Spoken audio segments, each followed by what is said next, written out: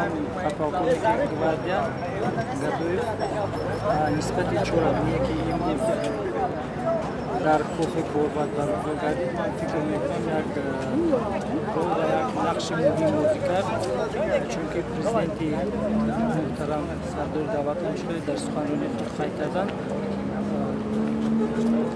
جشنگیری 20 سالگی گوارد این برای ما یک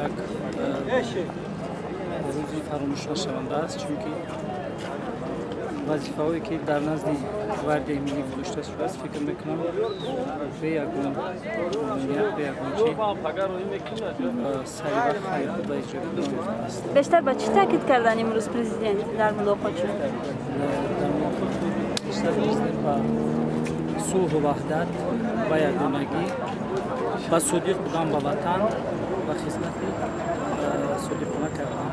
در رابطه به این حادثه‌ای که امروز و دیشب شد هیچ گفته نشد؟ در اینجا هم نشد چی گفتن؟ هیچ مختارم خبر نداری در کسی؟ تشکر.